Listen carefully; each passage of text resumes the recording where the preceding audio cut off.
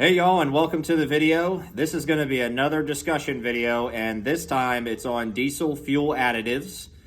And are the additives any good to run in your truck?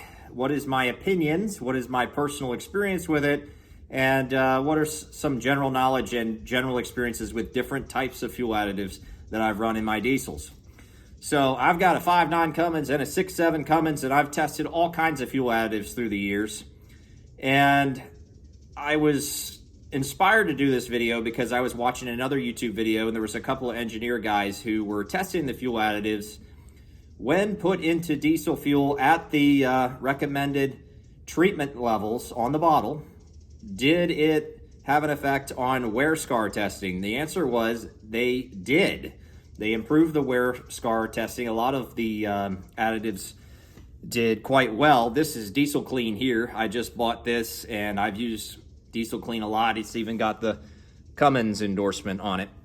And in their testing, this one did actually make an improvement. It did fairly well. It wasn't the best. Arc oil did really well. I've never tried arc oil, but it's very popular with the Ford Power Stroke. As a result of that test, I kind of had a rekindled interest in fuel additives since it made an improvement in their testing. So it's been a while since I've run additives. I kind of took a break from it. But the reasons you want to run an additive, reason number one, some people try to improve their fuel economy. I've seen just marginal changes in fuel economy. Some additives do better than others. It's really hard to test under, scientific conditions where everything's the same. But, I was like, hey, I'm daily driving. It looks a little better than my untreated tanks do. So I come to the conclusion that if it's more than just a couple tenths of a mile a gallon better, that I feel like it had a help, it helped the fuel economy. But fuel economy wouldn't be the number one reason that I'd use an additive. What I would recommend for what do you want to achieve from an additive? You've got fuel system. You want to protect your fuel system. The additives seem to be improving lubricity of the fuel, reducing that wear scar in those tests. So that would imply that it's going to reduce the wear and tear on your fuel system, particularly your injection pump. But you got your injectors, you've got everything. And in these diesel trucks, especially these newer ones with high pressure fuel injection, the common rail Cummins, I think that's probably putting out at wide open throttle like 30,000 PSI. Some of these newer trucks might even be higher than that. So tight tolerances, lots of fuel pressure. You want to keep your system clean and lubricated. You want to improve the longevity of your fuel system. So that's one reason why you'd want to do it. And then on these newer trucks, you got the emission system. You want to reduce soot output. You want to have a clean burning combustion process and try and reduce the amount of soot that goes into your DPF so that you regen less, so that your DPF fills up, gets less ash in it, and has a longer life. All that stuff, fuel system components, emissions components, they're all very expensive. So something like this might be, you could view it as cheap insurance. And then also claims to boost cetane, all of the additives in the test. And I'll see if I can link that video that I watched in the description. All of them boosted cetane, and cetane is kind of like the diesel equivalent of octane, and facilitates cleaner, more complete combustion. So this additive is one I've used a lot, maybe even the most or second most out of any, and I've had pretty good luck with this one. I would say it's not number one in any category. I've not seen the best fuel mileage with it. I don't think it's the best additive in any category, but it's a very good additive overall across the board between fuel mileage, how the engine's running, lubricity, and it's very easy to find this. I got this at Walmart, and it's affordable. It's an affordable one. What are some other brands and additives that I've tried that I like? So Stanadine's always been one of the top tier favorites of mine. I like that brown bottle for the one tank cleanup. It's the injector cleaner. It doesn't do a whole lot more than really target the fuel system, but it does have a cetane boost in it. And then you've got your regular blue bottle that's got some anti-gel in it. It's more of your everyday treatment. Interestingly though, Statidine didn't do well. It did the worst out of all the ones tested in the lubricity front. It was actually kind of a neutral within the margin of error kind of result, whereas the others like Hot Shots and Diesel Clean and Arc Oil, which I've not tried Arc Oil, it's very popular with Ford Power Stroke engines, and that one did really well. OptiLube did really well, and I've used that one, OptiLube XPD. It's probably the most expensive additive I've done, but overall it's got it all. Like it's a good cleaner. It's got the lubricity, real high on the lubricity and everything. OptiLube XPD, if you want to have like the best, that's probably it. OptiLube XL is another one I've tried, and that might be my number one from the fuel economy results, was the XL. So that's really high lubricity. It's probably the number one in lubricity as well out of all of the additives I've tried.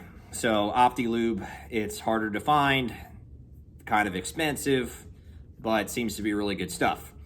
Statidine, so lubricity wise, probably on the low end, but from an injector cleaner perspective, fuel system cleaning perspective, it might be more towards the high end, one of the higher ranking additives I've tried. And I've used the red bottle as well, which is the same as the blue, just doesn't have the anti-gel in it. Diesel Clean, of course, kind of middle of the road across the board, but pretty affordable. Hot Shots. So Hot Shots is pretty good. I like the Hot Shots Extreme. That's going to be like your one tank cleanup kind of deal. That's a good one. That's probably up there close with Statidine Brown as far as being a good injector cleaner.